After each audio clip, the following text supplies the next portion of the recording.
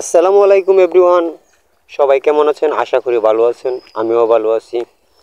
সকাল সকাল দেখি আমার দোকানের থেকে একটা মহিলা মানুষ এই ফ্যানটি নিয়ে দাঁড়িয়ে আছে বেশ কিছুক্ষণ ধরে, বলতেছে বাবা আমার ফ্যানটা নষ্ট হয়ে গেছে, কাল রাত্র থেকে ঘুরে না, যেভাবে হোক বাবা, আমার কাছে কোনো টাকা পয়সা নাই তেমন, নতুন একটা ফ্যান কিনবো, এই ফ্যানটা তুমি ঠিকঠাক করে দাও। তো আমি ফ্যানটাকে সর্বপ্রথম লাইনে কালেকশন করে দেওয়ার পরবর্তীতে দেখতেছি ফ্যানটা কোনো ঘুরতেছে না, তার পাশাপাশি সিরিজ ল্যাম্পে কোনো লাইন দেখাচ্ছে না। তো আমার তো মনে মনে জানা হয়ে গেছে জাদুর মধ্যে কী সমস্যা হয়েছে। তো আমি আর কোনো কিছু না বাঁচিয়ে সরাসরি ফ্যানের নাট বাট যাবতীয় যা আছে ফ্যানের পাতা থেকে সব কিছু স্টেপ বাই স্টেপ খোলা শুরু করছি। তো আমার এই কাজটা প্রায় জালি ফ্যানে কিন্তু সমস্যাটা দেখা দেয়। তো আপনারা যারা এই সমস্যায় ভুগতেছেন, আমার এই ভিডিওটা যদি ফুল আপনারা একটু খেয়াল করেন তাহলে কিন্তু ঘরে বসে আপনারা নিজেরাই এরকম সমস্যার সমাধান করে নিতে পারবেন।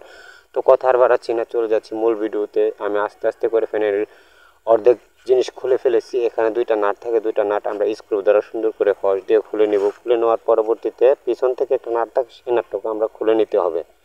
এই যে এই পাশের যে নাটটা আছে এই নাটটাকে আমাদের খুলে নিতে হবে।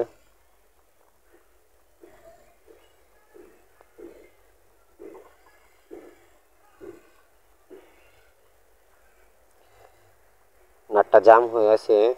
তো বন্ধুরা, আমার এই চ্যানেলটা একবারে নতুন, আপনারা যারা আমার চ্যানেলে নতুন তারা কিন্তু অবশ্যই আমার চ্যানেলটা সাবস্ক্রাইব করে রাখবেন, পাশে থাকা বেল আইকনটা অন করে রাখবেন। ছোটো ভাই হিসেবে বাইকে একটা লাইক দিয়ে যাবেন। তো কথা বাড়াচ্ছি না, আমার ফ্যান কিন্তু খুলে গেছে।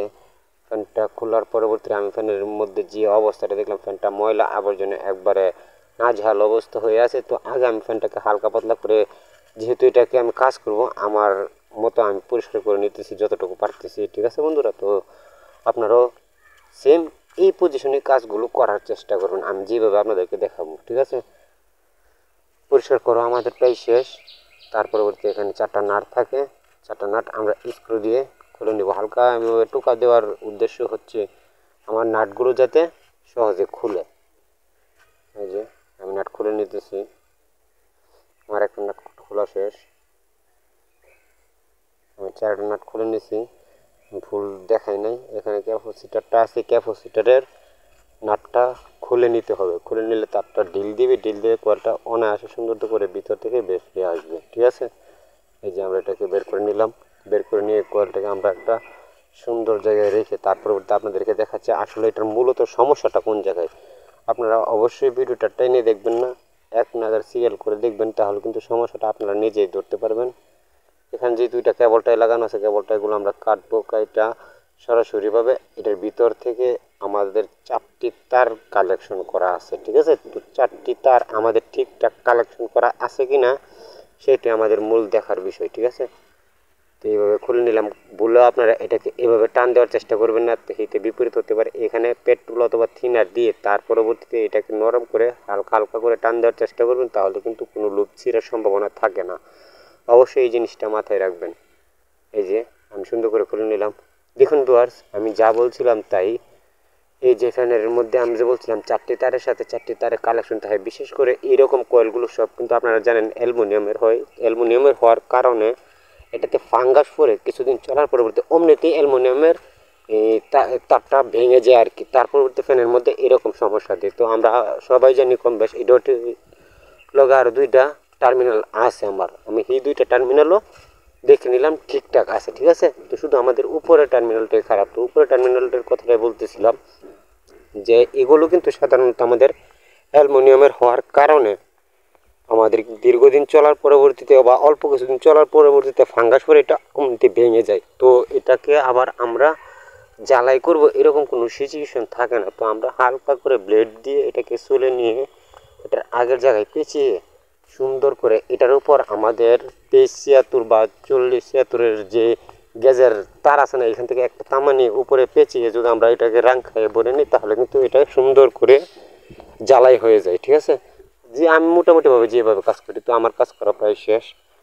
তো এখন আমি এটাকে পুনরায় আগের মতো সেট আপ দেবো। সেট আপ দিয়ে আপনাদেরকে দেখাবো আদৌ কি আমার কাজটা কমপ্লিট হয়েছে কি না। ঠিক আছে বন্ধুরা, তো কথা আর বাড়াচ্ছি না, আমি এটাকে বাঁধিয়ে দিছি।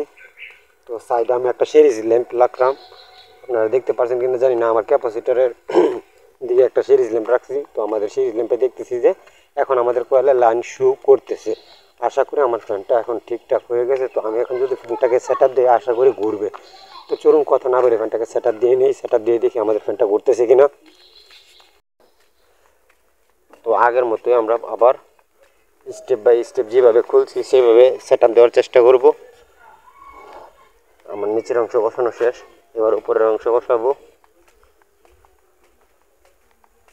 এখানে 4টে নাট থাকে, তো আমি সর্বপ্রথম কোনি 2টা নাট লাগিয়ে দেখবো আগে আমার ফ্যানটা ঘুরে কিনা। এমনিতে ভিডিও অনেক লং হয়ে গেছে।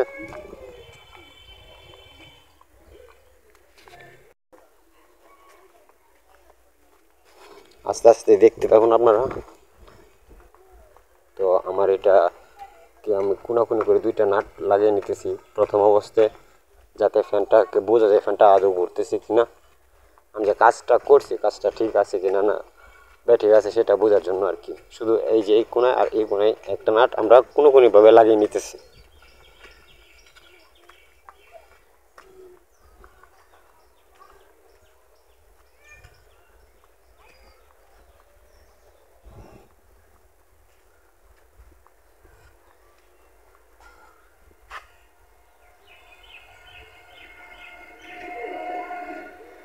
এখন আমরা এটাতে লাইন দেওয়ার চেষ্টা করবো, দেখবো ঘুরে কিনা। আমি সামনে একটা সুতোল বেঁধে নিচ্ছি, কারণ ক্যামেরায় তো ঘুরতেছে কিনা এটা অনেক সময় বোঝা যায় না, সেই জন্য সামনে একটা সুতোল বেঁধে নিচ্ছি।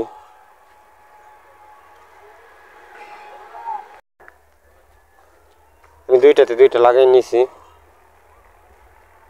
এখন যদি আমি আবার সিরিজে কালেকশন করি, আমার বাতির দিকে ফ্লো করবেন। এই যে আমার এটা কিন্তু খুব সুন্দর করে ঘুরতেছে, ঠিক আছে বন্ধুরা।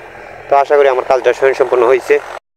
আজকের মতো এই পর্যন্ত, সামনে আবারও নতুন কোনো ভিডিও নিয়ে দেখা হচ্ছে। সেই পর্যন্ত সবাই ভালো থাকুন, সুস্থ থাকুন, আর আমার চ্যানেলের পাশে থাকুন। যদি আমার চ্যানেলের ভিডিওগুলো ভালো লাগে অবশ্যই আমাকে একটু কমেন্ট করে যাবেন। ধন্যবাদ সবাইকে। আসসালামু আলাইকুম।